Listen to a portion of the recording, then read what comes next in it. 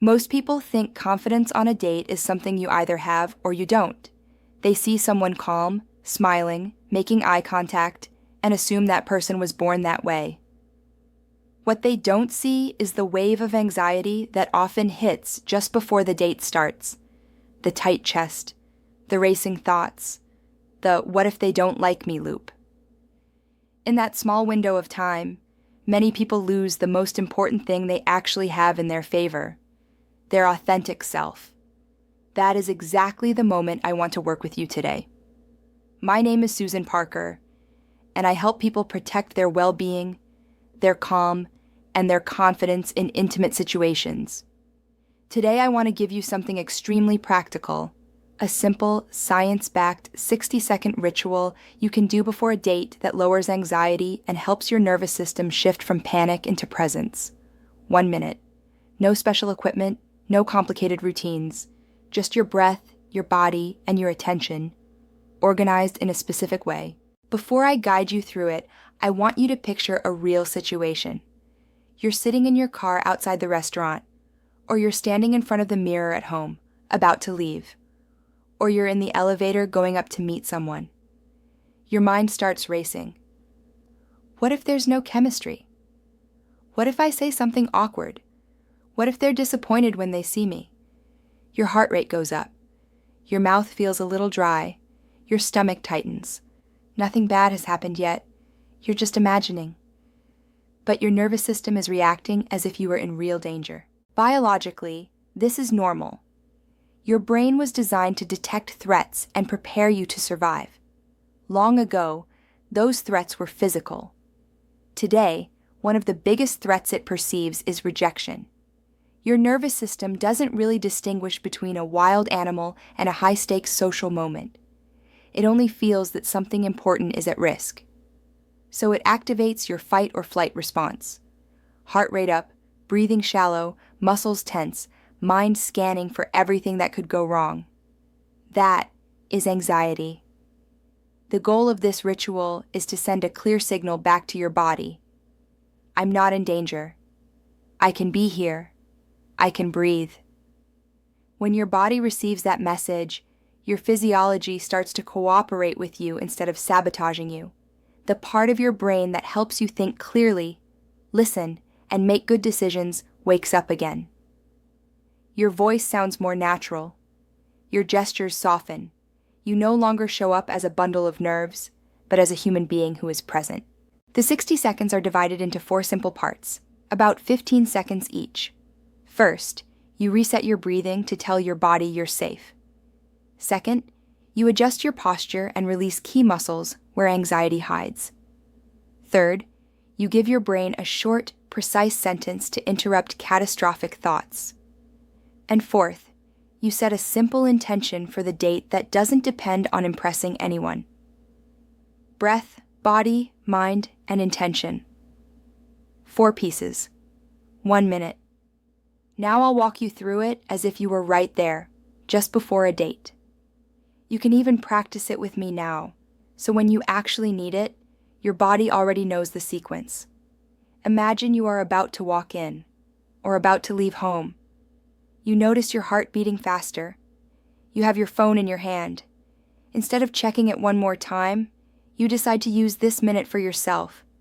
You either sit down, stand with your back against a wall, or stay in the car with the engine off. No one needs to know what you're doing. We start with the breath. When people feel anxious, they usually breathe high in their chest, fast and shallow. That kind of breathing tells the brain the danger is still there. So for the first 15 seconds, you're going to do something very simple. Inhale slowly through your nose, counting silently to 4. Then exhale through your mouth, counting to 6. Inhale. 2, 3, 4. Exhale. 2, 3, 4, 5, 6. You repeat this pattern 2 or 3 times. The important detail is that your exhale is slightly longer than your inhale. That ratio activates a pathway of the vagus nerve that helps your nervous system step out of alarm mode. You don't have to believe in anything special. This is basic physiology. As you exhale, allow your shoulders to drop just a little. as if gravity could take over for a second. 15 seconds like this are enough to begin changing the tone of the signals your body is sending. It doesn't erase every thought, but it turns the volume down on the internal alarm. Next, we move to your body posture. Anxiety loves stored tension. It hides in your jaw, your shoulders, your abdomen, and your hands. So for the next 15 seconds, you do a small physical scan. While you keep breathing softly, press your teeth together for a moment, and then release, and notice if your jaw was already tight. Gently roll your shoulders up, back, and down once, slowly, as if you were creating a bit more space between your ears and your shoulders. Place one hand on your abdomen and allow it to soften just a little, instead of holding it rigid as if you were bracing for a hit. If you're sitting in the car, open your fingers wide, and then close your hands once, like you're shaking off a few drops of water. Each of these small releases tells your body, this is not a fight. This is a conversation. This change in posture matters more than it seems. When your chest collapses, your gaze drops, and your body curls inward, your brain reads that as, we are losing. We are in danger. When you gently allow your spine to lengthen, your shoulders to relax, and your chest to open slightly, your body sends a different message. I can handle this. You don't need a dramatic power pose. You only need to step out of the curled defensive position. That subtle difference changes how others see you and, more importantly, how you see yourself. Now we go to the mental script. The main problem with anxious thinking before a date is that it tries to solve the entire future at once. It runs through every possible bad scenario. To break that loop, we use a very short, very clear sentence. For the next 15 seconds, you will repeat silently something like this. My only job is to show up as myself for the next 5 minutes. That's all. Not for the whole night. Not for the whole relationship. Not for every possible outcome. Just the next 5 minutes. Why does this help? Because your brain is terrible at controlling the entire evening, but it's pretty good at handling small windows of time. When you say, my only job is to show up as myself for the next 5 minutes, you remove a huge weight from your shoulders. You're no longer trying to guarantee attraction, chemistry, or approval. You're choosing presence. In those 5 minutes, you can listen, ask a simple question, make eye contact, and allow yourself to be real. Then the next moment will come, and you will meet that moment when it arrives. If you want a variation, you can say, I don't have to impress anyone. I just have to be curious and present. Curiosity is the opposite of self-judgment. When you focus on being curious about the person in front of you, your attention moves outward, and the harsh self-monitoring quiets down. You're not analyzing every gesture you make. You're discovering another human being. Finally, the fourth block of 15 seconds is intention. The nervous system loves direction. If you don't give it an intention, it fills the space with fear. I must not be rejected. I must not look foolish. That doesn't help you. Instead, we set a simple intention that doesn't depend on what the other person does. Something like, my intention tonight is to learn one real thing about this person and share one real thing about me. That's it. No pressure to be perfect. No pressure to win anything. Just a human intention. Just a human. In those last seconds, you briefly picture 3 simple things. You breathing calmly, you asking a genuine question, and you sharing one small, honest detail about yourself. Maybe you say you love walking at the end of the day, or you enjoy cooking one specific dish, or you're interested in a certain kind of music. You don't need heavy confessions, just something real. That tiny mental image prepares your nervous system for an interaction where you're not performing a character, but allowing yourself to be yourself. When you put this all together, the ritual feels like this. Breathe, release, say, intend. No drama, no perfection, just structure. Now let's see how this looks in different real-life settings, because the key is being able to use it in the moment, not just understand it as an idea. Imagine you're in your car, a few meters from the place where you'll meet. You can see the name of the restaurant or cafe. Your heart beats faster. Instead of staring at your phone and opening the same apps again and again, you lean back in the seat, turn off the engine, place your phone face down on your lap, and close your eyes for a moment. Inhale through your nose for 4. Exhale through your mouth for 6. Twice, maybe 3 times. You roll your shoulders back once. You relax your jaw. In your mind, you say, "My only job is to show up as myself for the next 5 minutes. My intention is to learn one real thing about them and share one real thing about me." Then you open your eyes, take your keys, and step out of the car. Nothing outside has changed, but inside, the alarm has settled. You're not arriving as if you were about to take an exam. You're arriving as someone ready for a conversation. Another common situation. You're at home, still in front of the mirror. You're adjusting your clothes, touching your hair for the 10th time, judging yourself like a project to be fixed. At that moment, you stop. You place both hands on the sink, plant your feet firmly on the ground. You inhale for 4 and exhale for 6. You roll your shoulders back once. You feel your abdomen soften a bit. You look yourself in the eyes and repeat inwardly, "I don't have to impress anyone. I just have to be curious and present."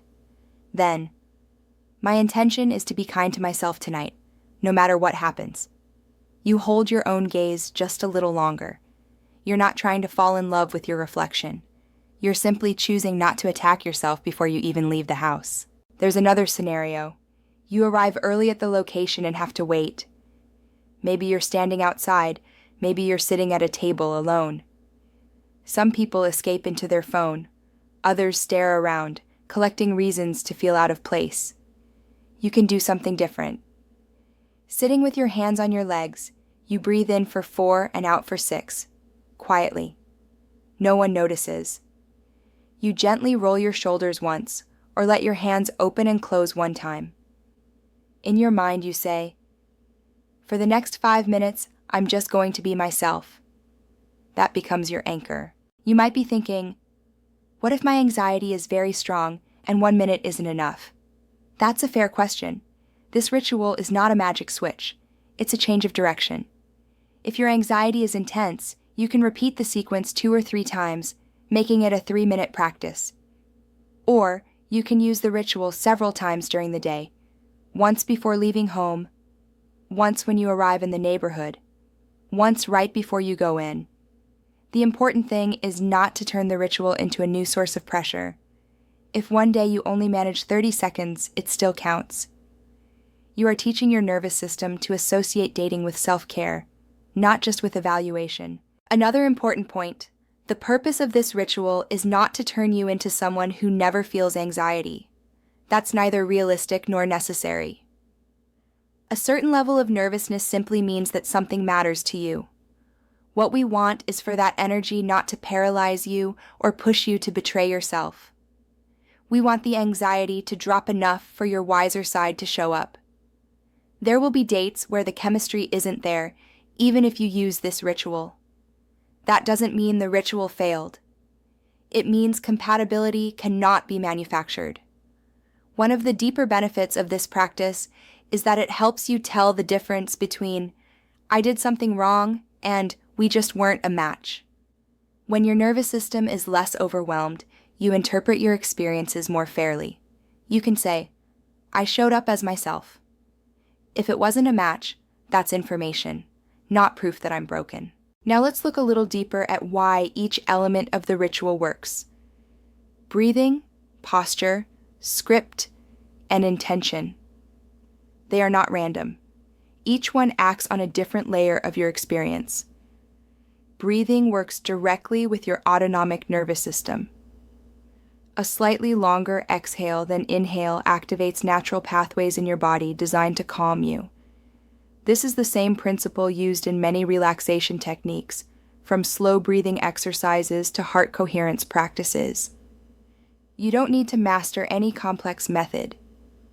The simple 4 in, 6-out pattern already gives you a strong tool. Posture affects the feedback your brain receives from your body.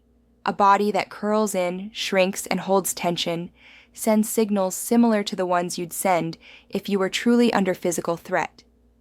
A body that takes up space gently, without aggression, sends different signals. That's why your presence changes when you take a few seconds to feel your spine, your shoulders, your jaw. People who see you won't know what you did, but they'll sense that you're more grounded. The short mental script works on the cognitive level. Anxiety loves long, dramatic stories filled with always and never. I always mess this up. I never attract the people I like. Those are not facts. They are global conclusions your mind jumps to when it's scared. Introducing a brief, specific sentence interrupts that storyline and replaces it with a small, concrete task. I just need to be myself for the next 5 minutes. That's doable. Intention works on the meaning level. It reminds you why you're going on a date. You're not going there to pass an attractiveness test. You're going because, deep down, you want connection, companionship, and the chance to share parts of your life and discover parts of someone else's life. When you remember that, the pressure to perform softens and turns into curiosity and openness. You stop asking, "How do I make them like me?" and start asking, "Who are they really? And can we be real with each other?" Notice that at no point did I say, visualize everything going perfectly and the other person falling for you instantly. That kind of fantasy can actually create more pressure. It makes you depend on a specific outcome you cannot control. Instead, I'm inviting you to much smaller, more realistic visualizations. You breathing calmly, you asking a curious question, you sharing a small, honest detail about your life. Those are behaviors you can control. When you repeat them with different people, your confidence slowly stops depending on their reaction and starts resting on your own consistency. You might wonder how all of this connects to your intimate well-being. Think of it this way. The way your nervous system handles anticipation affects how your body responds later in moments of closeness. A body that enters a date in panic mode is more likely to freeze, disconnect from pleasant sensations, or struggle to communicate clearly. A body that enters with softer anxiety, deeper breathing, and a kinder inner voice has more capacity to enjoy, to set healthy boundaries when something doesn't feel right, and to express interest when something does feel right. Confidence in your intimate life begins long before you touch anyone. It begins in how you speak to yourself in the car, in the mirror, on the sidewalk, just before you meet them. There may be times when, even with this ritual, you still feel a knot in your stomach. That doesn't mean you failed. It might be information. Sometimes strong anxiety is a sign that you're crossing one of your own limits, maybe accepting a date you don't really want, or ignoring a red flag. In those cases, listening to your body is also self-care. The goal is not to use the ritual to push yourself into situations that go against your values. The goal is to use it to be present enough to decide calmly what is right for you. I like to think of this ritual as a small bridge. On one side is your inner world, your fears, memories, wounds, and longing for connection. On the other side is the external experience, the date, the conversation, the place, the other person. When anxiety is very high, that bridge becomes narrow and shaky. It's hard to cross. With 1 minute of breathing, posture, script, and intention, you widen that bridge just enough to be able to walk across it, not run or hide. Now I want to leave you with a version of the ritual you can memorize almost like a small mantra, so you don't have to think too much right before a date. It goes like this. Stop. Breathe in through your nose for 4 and out through your mouth for 6, 2, or 3 times. Drop your shoulders, soften your jaw, feel your feet on the ground. Tell yourself, my only job is to show up as myself for the next 5 minutes. Set your intention. I'm here to be curious and to share one real thing about me. Then walk in. That's it. Simple. Repeatable. Gentle. You don't have to do it perfectly. There will be days when you forget. There will be dates where the conversation flows so naturally you barely notice your nerves. There will be others where you feel every second. Over time, if you keep practicing, your nervous system will start to recognize the sequence. Longer exhale, more open posture, kinder thought, clearer intention. Without realizing it, the anticipation around dating will slowly change. It will no longer be only a battlefield. It will become a training ground for something more important, learning to stay on your own side when you feel vulnerable. If you're listening to this and part of you thinks it's too late for you, that your past experiences have damaged your confidence beyond repair, I want you to remember something very simple. Anxiety patterns are learned, and anything learned can be retrained, at least in part. 1 minute of practice before a date may seem small, but repeated many times, it quietly rewrites the story your body believes about what happens when you get close to someone. Maybe, in the past, your body associated dating with risk, judgment, and pain. From now on, you can begin to associate it with at least one more thing: care. Care in how you breathe, how you hold your shoulders, how you speak to yourself, and how you choose your intention. None of these gestures guarantee that every date will be wonderful, but together, they guarantee something that matters just as much: that you will not abandon yourself in the moment you most need your own support. The next time you're in front of the mirror, in your car, or at the entrance of a cafe with your heart beating fast, remember that you have this minute. It doesn't belong to the clock, or to the other person, or to your fears. It belongs to you. It is your ritual. It is your way of saying, "I'm here with you. We'll go in together." And from that place, step by step, question by question, smile by smile, anxiety stops being the main character and becomes just a small part of a much bigger story. The story of someone who has decided to be present in their own life. If this resonates with you, try it before your next date. Notice how your body feels, how your thoughts shift, and how you show up. And if you find it helpful, share this idea with someone who also feels that wave of pre-date anxiety. The more we normalize caring for our nervous system, the more space we create for genuine, healthy connection at any age,